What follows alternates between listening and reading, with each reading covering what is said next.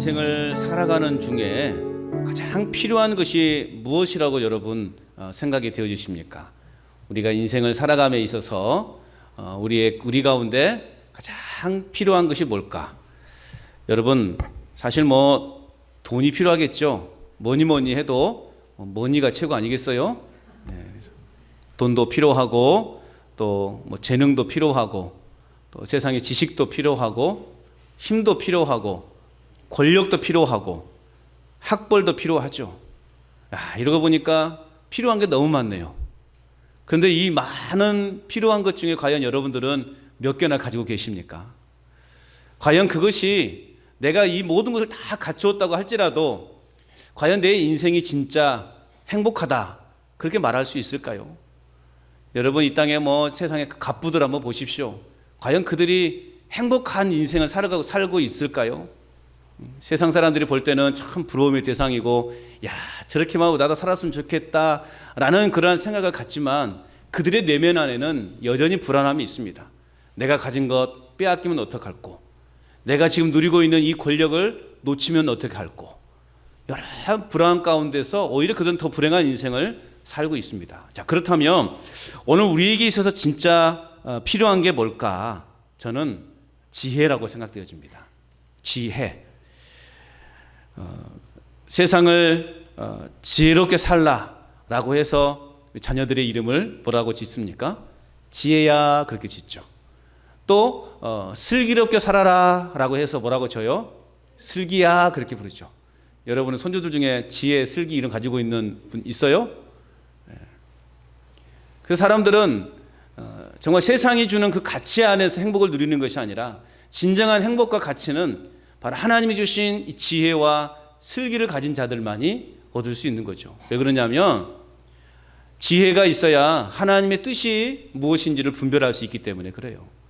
하나님이 오늘 나에게 뭐라고 말씀하시는지를 깨달을 수 있기 때문에 그런 거예요. 예수님께서도 제자들을 전도하러 보내시면서 마태복음 10장 16절 말씀에 보면 보라 내가 너희를 보냄이 양을 이리 가운데 보냄과 같도다. 그러므로 너희는 뱀같이 뭐하라? 지혜롭다. 뱀같이 지혜로워라. 뱀같이 지혜롭고 비둘기같이 순결하라. 여러분 그들 안에 얼마나 두려움이 있겠어요. 이제 첫 예수님의 복음을, 하나님의 그 복음을 들고 세상으로 나아가는데 얼마나 두려움이 많았겠냐고요. 그들에게 필요한 게 뭐였어요? 어떤 세상의 힘과 권력이 아니었단 말이죠. 세상의 학벌이 아니었단 말이죠. 그 예수님의 제자들 치고 제대로 배운 사람들이 없어요. 다 가난하고 못 배운 자들이에요. 그런 자들을 향해서 예수님이 가장 너희들에게 필요한 게 뭐냐? 하나님의 지혜다. 그렇게 말씀하고 있는 거예요. 이 지혜는 세상 지혜를 말하는 것이 아니에요. 이 지혜는 하나님의 지혜이고 성경과 성령의 감동으로 얻은 영적 지혜를 말하는 것입니다. 그래서 잠언 9장 10절에서도 말씀하고 있죠. 여호와를 경외하는 것이 지혜의 근본이다. 여호와를 경외하는 것이 지혜의 근본이다 말씀하고 있는 거예요. 또한 디모데후서 3장 5절에 15절 말씀은 성경은 뭐라고 말하냐? 성경은 뭐냐? 성경은 능히 너로 하여금 그리스도 예수 안에 있는 믿음으로 말미암아 구원에 이르는 지혜가 있게 하노라 말씀하고 있어요. 성경은 우리로 하여금 예수 그리스도로 하여금 우리가 구원을 얻게 하는 지혜가 있는 책이 바로 성경이라고 말하고 있습니다. 여러분 이 지혜가 우리 안에 있기를 충만히 넘쳐나기를 축복합니다. 지혜가 있어야 우리 인생의 진정한 행복이 있는 거예요. 오늘 우리 안에 이와 같은 신령한 지혜가 있어야만 세상을 이길 수 있는 거예요.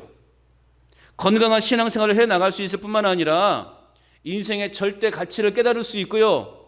진짜 행복이 무엇인가를 알 수 있는 거예요.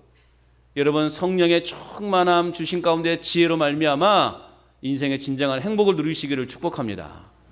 하나님을 아는 것이 우리에게 가장 그 축복임을 여러분 믿으시기 바랍니다. 오늘 우리는 주님을 믿는 자녀답게 지혜로운 자의 삶을 살아가야 되는 것입니다. 자, 오늘 본문 15절 말씀이에요. 우리 같이 한번 읽어봅니다. 본문 들어가서 15절 시작. 그런즉 너희가 어떻게 행할지를 자세히 주의하여 지혜 없는 자같이 하지 말고 오직 지혜 있는 자같이 하라. 어떻게 살아라고 말씀하고 있어요? 지혜 있는 자같이 살아라 말씀하고 있습니다. 오늘 본문에서 바울은 그런즉이라는 접속사를 사용합니다. 그러면서 다시 한번 에베소 교회 성도들에게 권면하고 있는 거예요. 사도 바울은 앞에서 4장 1절에서 하나님의 부르심에 합당하게 살라 명령했어요. 또 4장 17절의 말씀에서 더는 이방인들처럼 살지 말라 그렇게 권면했어요. 그리고 5장 2절에서 말씀해 보면 사랑 가운데서 행하라 그렇게 말씀했어요. 그리고 5장 8절에 지난주 봤던 것처럼 빛의 자녀들처럼 행하라 그렇게 권면했어요. 그리고 오늘 이제 본문에서 사도는 뭐라고 말하고 있냐면 너희가 어떻게 행할지를 자세히 주의하여라고 그렇게 이야기하고 있단 말이죠. 이게 무슨 말이냐면 여러분들이 어떻게 살고 있는지를 주의 깊게 살펴라라는 말이에요. 여러분들이 지금 어떻게 살고 있는지, 내가 앞에서 말했던 거, 하나님의 부르심에 합당하게 살라, 더는 이방인들처럼 살지 말라, 사랑 가운데서 행하라, 빛의 자녀들처럼 행하라 라고 그렇게 이야기를 했는데 지금 여러분들은 어떤 삶을 살고 있는지 한번 주의 깊게 여러분의 삶을 돌아보라는 말이에요. 그러면서 바울은 뭐라고 말하고 있어요? 지혜 없는 자 같이 하지 말고 지혜 있는 자 같이 하라고 권면하고 있는 것입니다. 지혜 있는 자가 진짜 하나님의 부르심에 합당해 살아갈 수 있는 것이고, 이방인들처럼 살아가지 않을 수 있고, 사랑 가운데 행할 수 있고, 빛의 자녀들처럼 살아갈 수 있다라는 것입니다. 여러분, 지혜로 충만하시기를 축복합니다. 오늘 우리는 무엇보다 지혜로운 사람들이 되어야 되는 거예요. 단순히 우리가 일상생활 속에서 지혜를 소유하는 사람들이 아니라 오늘 우리는 하나님의 뜻과 계획을 깊이 깨달을 수 있는 지혜로운 사람이 되어야 된다는 거예요. 하나님이 오늘 우리에게 무엇을 말씀하시는지, 오늘 하나님의 뜻은 무엇인지 그것을 깨닫는 지혜가 우리 안에 있어야 한다는 것입니다. 지혜롭게 살아간다는 것은 그래서 내 자신의 삶을 주의 깊게 살펴보면서 주님의 뜻에 합당하게 살고자 노력하는 사람, 그런 사람이 지혜로운 사람이에요. 어쨌든 우리의 모든 관심은 하나님의 뜻에 맞춰져 있는 사람들, 그래서 내가 하나님의 뜻을 이루고자 몸부림치며 살아가는 사람들, 이런 사람이 지혜로운 사람이라는 거예요. 늘 내 기억 속에는 오직 하나님만이 내 기억 속에 남아있어요. 내 마음속에 오직 하나님만을 품고 있어요. 그래서 어떻게 하면 내가 하나님을 믿는 사람답게 살까? 이 고민 속에서 살아가는 사람이 어떤 사람이라고요? 지혜로운 사람들이라고요. 그러면 여러분들은 지혜로운 사람입니까? 지혜롭지 않은 사람들입니까? 여러분들이 한번 진단을 내려보셔요. 여러분들은 지혜로운 사람이에요? 아니면 지혜롭지 못한 사람들이에요? 할렐루야. 네. 우리 집사님 당당하게 지혜로운 사람입니다고 그렇게 고백하시네요. 얼마나 감사한지요. 네. 당당하게 고백할 수 있어야 돼요. 오직 내 관심은 하나님의 영광이에요. 나는 하나님의 자녀이구나. 그 생각 속에서 어떻게 하면 내가 하나님께 영광이 되는 삶을 살 수 있을까? 내가 누군가를 만나서 대화하든, 내가 밭에서 일을 하든, 내가 어디서 다른 일들을 하든, 이 안에서 내가 어떻게 하면 하나님의 영광을 나타낼 수 있을까? 내가 어떻게 하면 하나님을 기쁘시게 해드릴까? 이런 생각 속에 살아가는 사람이 지혜로운 사람이라는 거예요. 반대로 지혜롭지 못한 사람은 어떤 사람이에요? 하나님의 그 구원의 계획에 대한 통찰력이 없는 사람이에요. 인생에 있어서 가장 진정한 가치와 삶의 목표를 알지 못하고 살아가는 사람들, 이런 사람이 지혜롭지 못한 사람이에요. 오늘 우리는 지혜를 가진 사람들답게 우리는 말씀의 그 거울 앞에 내 자신을 날마다 비추어 봐야 되는 거예요. 제가 이 말을 자주 사용하고 있어요. 말씀의 거울 앞에 내 자신을 비춰보자. 우리는 수도 없이 거울을 보잖아요. 요즘은요, 핸드폰에도 거울같이 생겨가지고 틈만 하면 핸드폰으로 내 얼굴에 뭐가 묻었나 쳐다보고 있어요.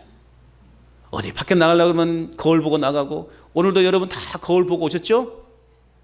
예? 적어도 제가 봤을 때는 한 2번 이상은 보신 것 같아. 오늘 다들 이렇게 예쁘게 하고 오신 걸 보니까 한 3번 이상은 그래도 3번 이상은 거울 앞에 섰다 오신 것 같아요. 그래서 내 얼굴에 뭐가 묻었나? 내 머리는 잘 정돈되어 있는가? 내 몸 맵시는 잘 이렇게 되어 있는가? 오늘 다 보니까 이렇게 예쁘네. 왜 이렇게 이쁘십니까 오늘? 예? 오늘 거울 앞에 그냥 아침 내내 거울 앞에 있었던 것 같네요. 여러분들 다 예쁘게 하고 오셨구만요. 네. 우리는 수도 없이 우리의 외형적인 외모를 위해서 거울 앞에 쓰죠. 그럼 우리 내면은 무엇으로 볼 수 있겠냐고요. 거울 하루 종일 보고 있어도 우리 내면을 볼 수 있습니까? 볼 수 없는 거예요. 내 내면이 무엇으로 더럽혀져 있는가? 어떤 오물이 붙어 있는가? 우리 내면을 볼 수 있는 거울은 말씀인 거예요. 말씀이 우리 내면을 비추는 거울인 것입니다. 내 외모를 위해서는 하루에 몇 번씩도 수도 없이 거울 앞에 서 있는 내 모습이지만 과연 내 내면의 깨끗함을 위해서 내 내면이 깨끗한가를 보기 위해서 우리는 과연 말씀의 거울 앞에 하루에 몇 번을 서고 있는가? 몇 번 서고 있습니까? 이 말씀의 거울 앞에 여러분 몇 번 씁니까? 예? 하루에 한 번도 이 말씀의 거울 앞에 서지 않는 경우가 허다하죠. 솔직히 말해보세요. 한 번 정도는 보죠. 우리가 매일 한 장씩 읽자 했으니까. 예? 근데 한 번에 일주일 거 다 해버리신 분은 어떻게 해요? 하루에 한 번을 못 보는 거죠. 여러분, 우리는 적어도 하루에 한 번 정도는 말씀의 거울 앞에 내 내면을 비추어야 돼요. 그래서 내 영혼이 깨끗해져야 된다는 거죠. 그런 사람이 지혜로운 사람이에요. 근데 과연 나는 예수님을 믿는 사람다운 빛의 자녀로서 합당하게 살고 있는가를 우리는 매일매일 말씀의 거울 앞에 내 자신을 비추면서 나를 점검해 가야 하는 것입니다. 그렇다면 구체적으로 지혜로운 자의 삶은 어떤 삶일까? 어떤 삶을 오늘 사도 바울은 본문을 통해서 지혜로운 사람이라고 말하고 있는 것인가? 첫째는요, 16절 말씀이에요. 우리 16절 같이 읽어봅니다. 시작. 세월을 아끼라 때가 악하니라. 아멘. 지혜로운 자의 삶이란 첫째, 세월을 아낄 줄 아는 사람들이에요.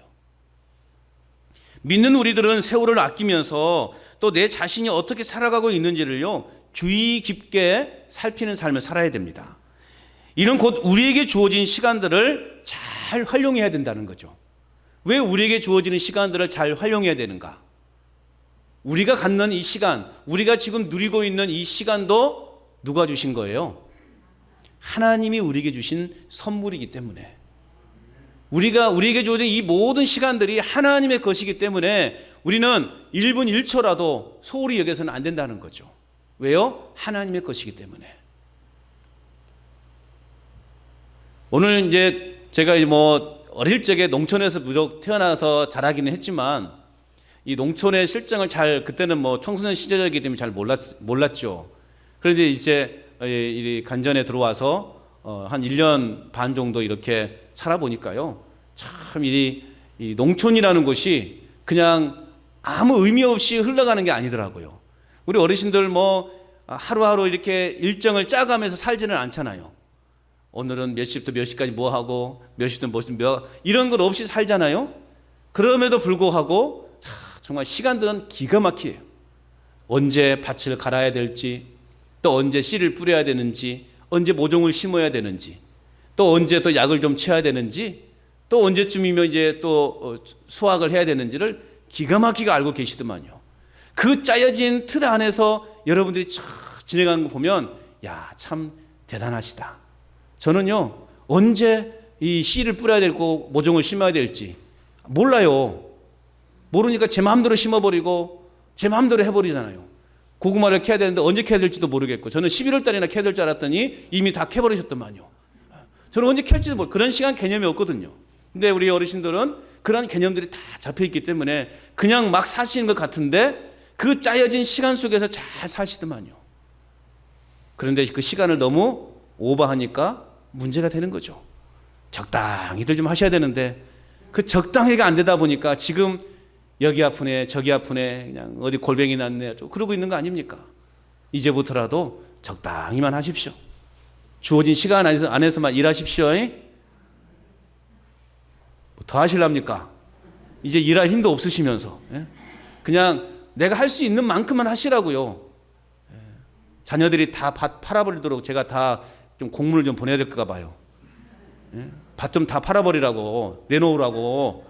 언제까지 이렇게 어머니 이렇게 힘들게 농사짓게 하실 거냐고 제가 싹 그냥 공문을 보낼 판이에요 지금. 적당히만 하시라고, 적당히만. 그동안에 너무 그 시간 안에만 해야 되는데 너무 그냥 더 하다 보니까 지금 이렇게 몸이 골병난 거 아닙니까? 이제라도 좀 노년의 삶이 하나님 안에서 평안하고 복된 인생들이 되시기를 축복합니다. 그래요. 우리에게 주어진 이 모든 시간들은 소중한 시간들이에요. 이제부터 우리에게 주어진 모든 시간들을 하나님의 뜻에 맞추어서 우리는 지혜롭게 사는 인생들이 되어야 하는 것입니다. 그래서 세월을 아끼라라는 무슨 말이냐? 세월과 시간을 최대한 잘 이용하라라는 말이에요.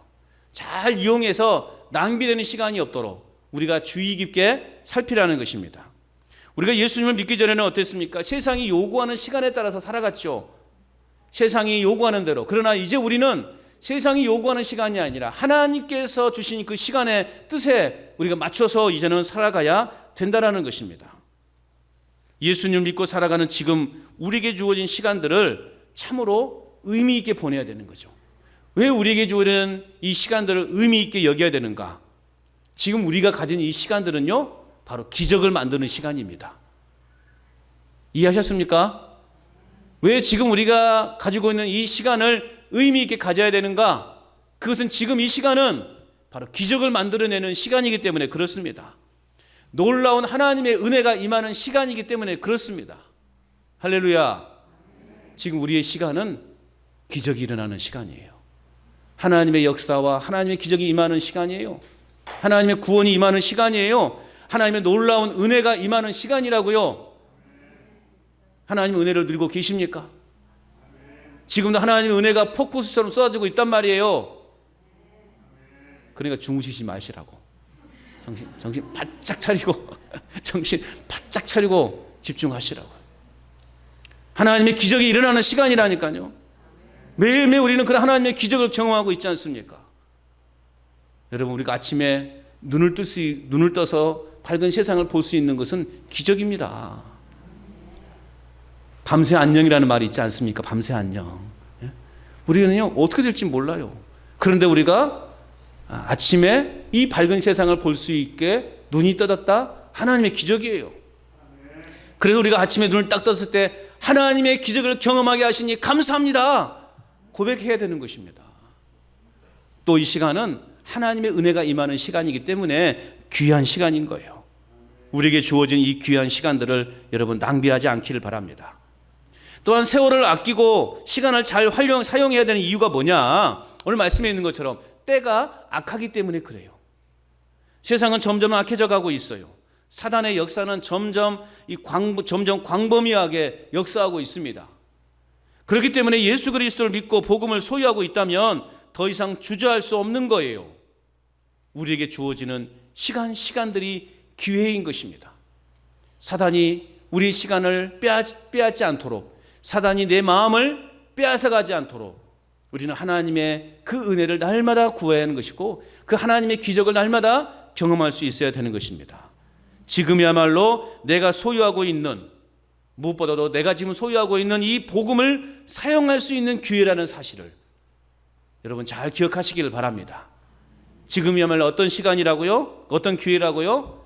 내가 가지고 있는 복음을 잘 활용할 수 있는 그러한 기회라는 것입니다. 수많은 영혼들이 어둠의 영에 사로잡혀 넘어지고 무너지고 뚜렷한 삶의 목표 의식도 없이 살아가고 있는 영혼들이 얼마나 많은지 몰라요. 우리는 이제 그들에게 우리가 가지고 있는 이 복음을 전하는 그러한 도구로 사용할 수 있어야 되고 그 기회를 잘 활용할 수 있어야 됩니다. 그래서 인간적인 대화나 인간적인 어떤 관심사를 나누는 것보다 이제 우리는 그들에게 내가 만난 예수님, 내가 간직하고 있는 이 예수님을 전해야 되는 것이에요. 야, 예수님 믿으니 내가 너무 좋더라. 예수님 믿고 살아가니 내가 너무나 행복하더라. 야, 나는 이제 죽어도 천국 가니 얼마나 감사하냐. 이것을 여러분 사람들에게 전하시라고요. 마을회관에서 그냥 밥 먹는 데만 집중하지 마시고, 예? 마을회관에서 어른들과의 그러한 만남 속에서 대화할 때도 예수님 믿어야 된다고, 예수님 믿어야 된다고 그렇게 여러분 전해야 되는 거예요. 나를 보라고 내가 지금 행복해 보이냐 안 보이냐. 그럼 여러분 어떻게 하세요? 여러분 인생이 행복한 인생이 돼야 되겠죠. 행복의 삶으로 막 묻어놔야 되겠죠.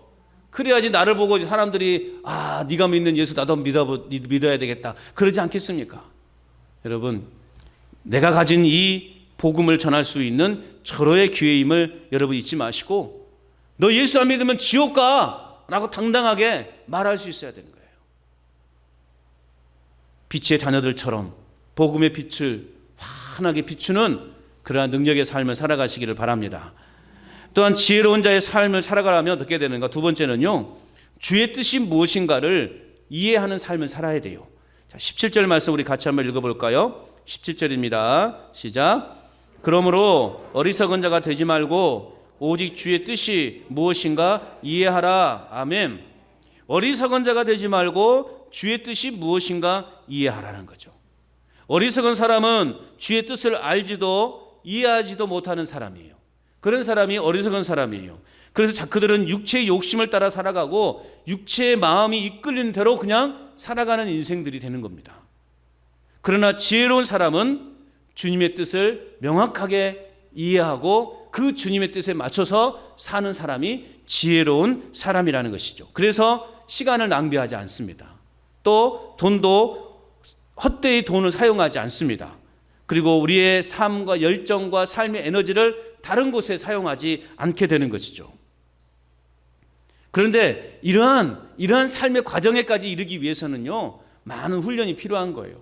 그래서 교회에서는 성경을 읽으시라 그러고 또 여러 가지 훈련도 교육도 하고 막 그런 것 아니겠어요? 내가 그러한 단계까지 이룰 수 있도록 그냥 어느 한순간에 이루어지는 것이 나타나는 것이 아니기 때문에 우리는 개인의 그런 노력이 필요하다는 것이죠. 그래서 말씀 묵상도 하고 매일같이 성경을 읽으라는 거예요. 그럴 때 우리 안에 그러한 용기와 지혜가 생기는 거예요. 이런 과정들을 통해서 우리는 주님의 뜻을 분별해 갈 수 있는 거예요. 여러분, 우리가 어떻게 하나님 말씀을 알지 못한데, 하나님 말씀을 접하지도 않았는데 주님의 뜻을 어떻게 우리가 분별할 수 있겠냐고요. 내가 기도했더니 밤새 기도했더니 내가 주님의 뜻을 알았다고. 여러분, 그 말에 너무 혹하게 넘어가지 마세요. 말씀이 없는 기도는요, 거짓말일 경우가 많다라는 거죠. 말씀이 우리의 삶의 기본이 되어야 되는 거예요. 하나님의 말씀이 우리 인생의 기본이 되어야 되는 거예요. 기도만 한다고 여러분 문제가 해결돼요? 하나님의 뜻을 발견할 수 있어요? 아니에요. 말씀이 없는 기도는요, 그 기도는 헛된 그냥 세상에 그냥 허공의 메아리처럼 울리는 그러한 기도가 될 수 있다고요. 그래서 우리는 언제나 말씀이 기초가 되는, 그럴 때 우리는 하나님의 뜻을 분별할 수 있게 되는 거예요. 그럴 때 데살로니가서 5장 16절 18절에 말씀하고 있는 것처럼 항상 기뻐하라, 쉬지 말고 기도하라, 범사에 감사하라, 이것이 그리스도 예수 안에서 너희를 향하신 하나님의 뜻이다. 말씀이 우리 안에 중심이 되고 우리 삶의 기초가 되었을 때 그 안에서 우리가 항상 기뻐하고 쉬지 않고 기도하고 범사에 감사하는 것, 이것이 하나님의 뜻이라고요. 이거 하나님의 뜻을 우리는 분별할 수 있어야 되는 것이죠. 그래서 우리는 더 깊이 하나님의 뜻이 무엇인가를 이해하는 자들이 되어야 되는 것입니다. 오늘 하나님의 뜻은 뭔가, 하나님 우리가 무엇으로 이해할 수 있는가, 우리가 기뻐하고 기도하고 감사할 때 우리는 진짜 하나님의 뜻이 무엇인지를 분별할 수 있는 거예요. 그것이 하나님의 뜻이라고 성경은 이야기하고 있는 것입니다. 하나님의 뜻을 깊이 이해하는 저와 여러분의 삶이 되어야 될 줄 믿습니다. 또한 지혜로운 자의 삶을 살아가려면 셋째는요, 성령 충만함을 받는 삶이어야 된다고 말씀하고 있어요. 18절 말씀이에요. 여러분 읽어봅니다. 18절 시작.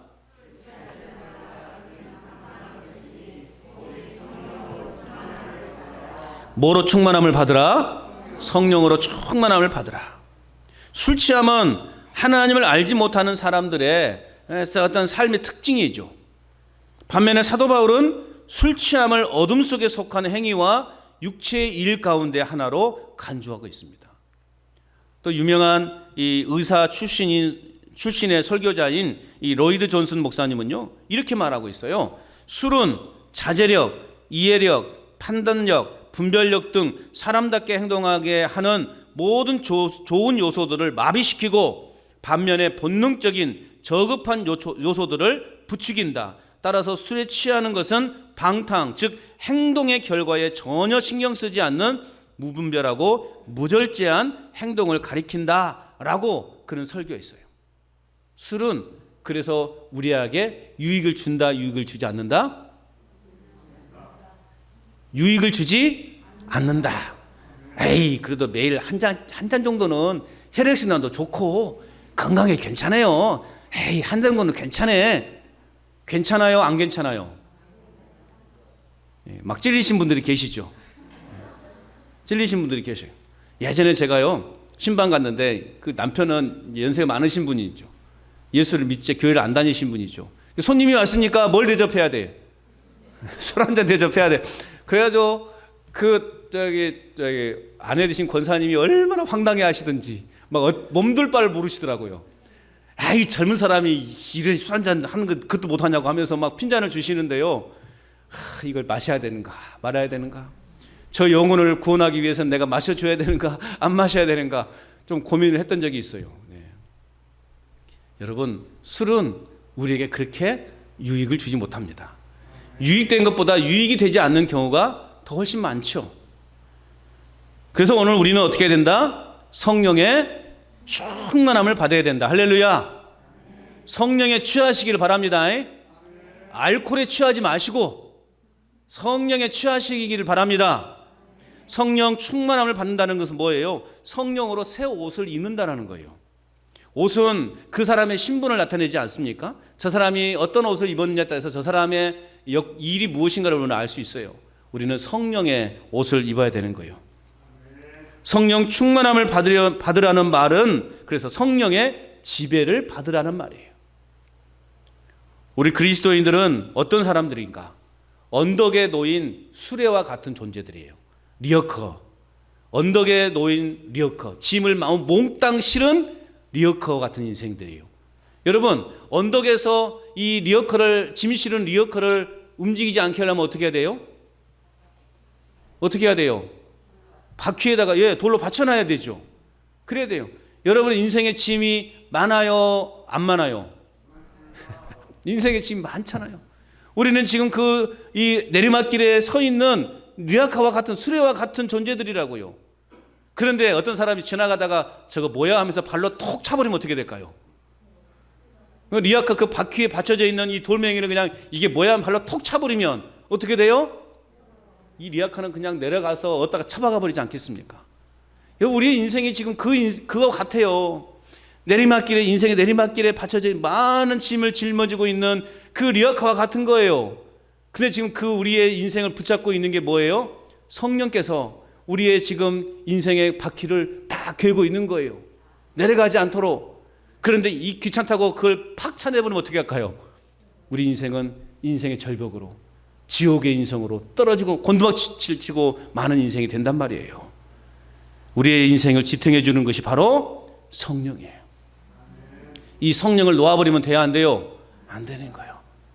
성령이 우리에게 떠나버리면 마찬가지로 우리의 인생은 곧바로 곤두박질 쳐지는 인생이 되고 말 거라는 거죠. 그래서 여러분, 성령 충만함을 받으시기를 축복합니다. 성령 충만해야 돼요. 성령 충만함의 특징은 뭐냐? 성령의 말을 한다는 거예요. 내 말을 하는 것이 아니라 성령의 말을 하게 된다는 거예요. 성령 충만하면 어떻게 될까요? 우리의 언어도 바뀌게 되는 것이고 삶의 방식도 바뀌는 것이고 또한 삶의 능력이 나타나는 거예요. 성령 충만하면서도 우리가 성령 충만하다고 말하면서도 과거에 했던 그 언어 태도, 삶의 태도를 버리지 못했다면 그 사람은 아직 성령 충만함을 받지 않고 있는 사람이라는 거예요. 술에 취하면요, 술에 의해서 말해요. 내 의지와 상관없이 막 말이 나와요. 저희 이제 형님이 조금 이제 아버지를 닮아서 좋아해요. 그래가지고 가끔씩 이제 10시 정도, 밤 10시나 10시 반 되면 가끔 전화가 오거든요. 딱 그때 전화가 울리면, 아이고, 또 한잔 하셨구만. 받아요. 그러면요, 막 칭찬을 엄청 해. 난 너무 좋다고 하면서 필요한 거 없냐고 막 그러면 필요한 것은 말하라고 막 말해요. 처음에는 못 모르고 막 이야기했대요. 제가 막 이것도 좀 필요하고, 그래 형이니까 내가 도와줘야지, 어떡하냐. 다음날 문자를 보내잖아요. 그러면요, 뭐냐 이게? 뭐냐? 네가 사라. 그래요. 와, 이제는 절대 안 속아. 그래서 아이고 그래요. 네 필요한 거 없어요. 저도 행복해요. 그러면서 말장구 쳐주면서 끝내요. 절대 믿으면 안 돼. 술 취한 사람들이 말하는 거 절대 믿지 마세요. 절대 신뢰하지 마십시오. 다음날 되면요 잊어버려. 그거 나만 더 무한해진다니까요. 얼마나 여러분 제가 무한하겠어요. 저는 기대하는 마음으로 이제 막 뭐 필요해 사이즈까지 재가지고 사진 찍어가 딱 보냈거든요. 네가 살아. 그래서 이게 얼마나 황당합니까 이게. 무한하기도 하고 그죠? 술 취한 사람 말 믿으면 안 돼요. 그 사람들은요 술에 의해서 말할 뿐이에요. 그리고 다음날 새까맣게 잊어버려요. 내가 뭘 말했는지도 몰라요. 술을 마시는 사람은 술로 자신을 채우는 것처럼 오늘 저와 여러분들은 무엇으로 채워야 될까요? 성령으로 충만하게 우리 삶을 채우는 믿음의 삶을 살아가시기를 축복합니다. 성령의 충만함이 우리 안에 임하기 위해서는 우리가 해야 될 일이 있어요. 여러분 그릇이 더러우면 아무리 유명한 셰프가 아주 멋지고 아름답게 맛있는 음식을 만들어도 그 그릇에 담겨져 있으면요 그 음식은 더러운 음식이 되는 거예요. 마찬가지로 성령 충만한 삶을 살기 위해서는 우리의 심령이요 깨끗해야 돼요. 심령이 깨끗한 마음의 그릇에 바로 성령이 채워지는 것입니다. 주님의 말씀으로 내 심령을 깨끗하게 씻어서 우리의 삶이 성령의 충만함을 입어서 능력 있는 그러한 하나님의 자녀로 살아갈 수 있는 저와 여러분 될 수 있기를 바랍니다. 성령 충만할 때 우리는 능력 있는 삶을 살 수 있는 거예요. 하나님의 영광을 드러내는 삶을 살 수 있는 거죠. 자, 그래서 오늘 19절 21절 말씀에 보면 이제 성령에 의해서 충만하게 된 상태 그리고 결과 그리고 나타나는 현상에 대해서 이제 이야기해 주고 있습니다. 우리가 성령에 충만하면 어떤 결과가 나타나게 될까? 오늘 19절 21절 말씀 요약해보면 서로 화답하고 노래하고 찬송하며 감사하고 복종하는 삶으로 나타나게 된다라고 그렇게 사도 바울은 이야기하고 있습니다. 어리석고 성령 충만하지 않는 사람은 사람이 어떻게 여러분 신령한 노래를 부를 수 있겠냐고요. 그래서 성령에 의하여 충만하게 되면 결과적으로 자 19절 21절 말씀 우리 같이 읽어봅니다. 19절부터 21절 말씀까지 시작. 시와 찬송과 신령한 노래들로 서로 화답하며 너희 마음으로 주께 노래하며 찬송하며 범사의 우리 주 예수 그리스도의 이름으로 항상 아버지 하나님께 감사하며 그리스도를 경외함으로 피차 복종하라. 성령 충만한 사람들에게 나타나는 현상이 바로 이런 현상이라는 것입니다. 여러분 그래서 시와 찬송과 신령한 노래를 하십시오. 시와 찬송과 신령한 노래로 하라 그러니까 뭔가 좀 이렇게 영적으로 충만해야 되는가? 여러분 그게 아니에요. 성령이 충만한 곳에서는요 찬송이 흘러나오게 되어 있습니다. 성령이 충만한 곳에는 찬송이 흘러나올 수 있다니까요. 그래서 우리가 늘 찬송을 흥얼흥얼 거리는 것이 여러분 시와 찬송과 신령한 노래로 드리는 거예요. 이 일을 하시면서도 찬송이 내 입에서 흘러나오고 그냥 세상에 뭐 딴따라가 흘러나오는 것이 아니라 하나님을 찬양하는 그 찬양의 곡조가 내 입에서 흘러나온다면 성령 충만한 것이죠. 내 영혼의 상처와 절망이 깨끗이 치유될 뿐만 아니라 불가능한 일에 놀랍게 이루어지는 역사가 나타나는 거예요. 예전에 막 전도사 시절에요. 이제 금요 이제 우리는 없지만 금요 이제 기도회를 하잖아요. 금요 기도회를 하면 이제 제가 찬양인도 하다가 기도인도 하면 주여 삼창하면서 기도합시다. 그러면 불을 꺼요. 불을 끄거든요. 기도할 시간 되면 불을 끄고 주여 삼창하며 기도합시다. 그럼 주여 하거든요. 그날 이제 어떤 날 신방을 갔는데요. 어떤 이제 그분이 좀 마음에 여러 가지 막 좀 복잡한 분이에요. 근데 그분이 그런 이야기를 하더라고요. 왜 기도하는데 불을 꺼요? 왜 기도하는데 불을 끄고 기도하냐고. 왜 빠락빠락 악을 지르면서 기도하냐고. 뭐 그런 이제 불만 사항을 이제 처음에 가졌대요. 도대체 이 교회가 뭐 하는 곳인가? 왜 꼭 이게 불을 끄고 기도해야 되는가? 막 그런 것 자체가 자기는 너무 이해가 안 됐다는 거죠. 그 사람의 마음에 여러 가지 아픔이 있었어요. 그런데 나중에서 이제 그 기도를 통해서 하나님의 은혜를 경험하고 하나님의 뜻을 깨닫는 순간부터는 이해가 됐다는 거죠. 하나님에 더 집중하게 되고 그 마음에 있었던 울분들이요. 남편에 대한 불만이 굉장히 많았던 사람이에요. 그랬던 그 마음이 이제 하나 둘씩 이제 꺾어지는 그런 은혜가 있대요. 그래서 그분은요 여전도에 모임을 하다가도 점심시간 되면요 집에 가야 돼. 왜요? 남편 밥 차려줘야 돼서. 요즘도 그런 남편들이 있더만요. 예. 대단한 남편들이에요. 뭐 그거야 20년 전의 일이니까는 뭐 지금은 없겠죠. 그런 분, 야 어떻게 그렇게 감히 와서 밥을 차려달라 해. 지가 차려 먹어야지, 그죠? 네. 그렇죠. 죄송합니다, 예, 어르신들한테. 좀 그런 남편들이 있으면 안 되죠. 근데 그분은 늘 남편에게 이 모든 것이 맞춰져 있다 보니까 그에 대한 스트레스와 우울증 같은 것이 엄청 많았던 분이에요. 그런데 이렇게 찬양하면서 기도하는 가운데 마음의 은혜를 받은 거죠. 그래서 그렇게 섬기는 것이 이제는 너무나 자연스러운 것이 됐고, 이제 남편도 서서히 마음에 변화가 있기 시작한 거예요. 그러니까 여전도의 모임도 점심시간으로 이렇게 같이 갖기도 하고, 그런 변화들이 일어나게 되더라고요. 성령이 충만하면 이런 시와 신령한 노래를 우리가 하나님 앞에 올려드릴 수 있는 거예요. 그래서 우리 마음속에 있는 상처가 치유되고, 우리 마음속에 있는 죄악이 떠나가게 되고, 우리 마음속에 있는 그런 사단의 권세가 떠나가게 되는 거예요. 사울이 어떤 귀신에 들렸을 때 다윗이 그 옆에서 수금을 연주할 때 악기가 떠나가는 것을 성경은 이야기하고 있지 않습니까? 찬양에는 능력이 있습니다. 믿으십시오. 찬양에는 능력이 있습니다. 여러분이 찬양을 많이 하시길 바랍니다. 잘 몰라도 돼요. 높이가 안 맞아도 돼요. 그러나 여러분의 일상의 삶에서 늘 흥얼흥얼 거리면서 하나님을 찬양할 때 하나님이 그곳에 놀랍게 역사하실 줄로 믿습니다. 여러분의 삶이 정말로 행복하고 날마다 기쁨이 있는 삶을 살고 싶지 않습니까? 그런 삶을 살고 싶지 않습니까? 정말로 행복하고 날마다 기쁨이 있는 삶을 살고 싶지 않습니까? 여러분의 입술에서 찬양이 멈추지 않게 하기를 바랍니다. 때로는 고요한 중에 찬양할 수 있어요. 때로는 열정적으로 찬양할 수 있어요. 또 마음에 진정한 평안이 임하게 되고 두려움이 사라지면서 하나님의 영광스러움을 우리가 노래할 수 있단 말이죠. 그래서 때로는 고요하게 하나님의 임재를 깊이 묵상하면서 고요한 중에 흥얼거리면서 하나님을 찬양할 수 있어요. 때로는 막 열정적으로 박수를 치면서 찬양할 수 있는 거죠. 지금 수요 예배를 그렇게 만들어 가고 있습니다. 찬양하고 싶으신 분들은 수요일에 나오시면 같이 찬양할 수 있어요. 그런 마음으로 우리가 하나님을 찬양할 때 우리 안에 기쁨이 있고 우리 안에 행복이 넘쳐나게 되는 것입니다. 성령 충만함을 받게 되면 이제 내 입술에서 경배와 찬양의 단계를 넘어서 어느 단계까지 나아가게 되느냐? 감사와 순종의 단계까지 이르게 된다는 거죠. 오늘 20절 21절 말씀도 볼까요? 다시 한번 읽어봅니다. 시작. 범사에 우리 주 예수 그리스도의 이름으로 항상 아버지 하나님께 감사하며 그리스도를 경외함으로 피차 복종하라. 아멘. 도대체 감사할 수 없는 상황임에도 감사할 수 있는 믿음이 필요합니다. 도대체 감사할 수 없는 이 상황 속에서도 감사할 수 있는 믿음이 필요하고요.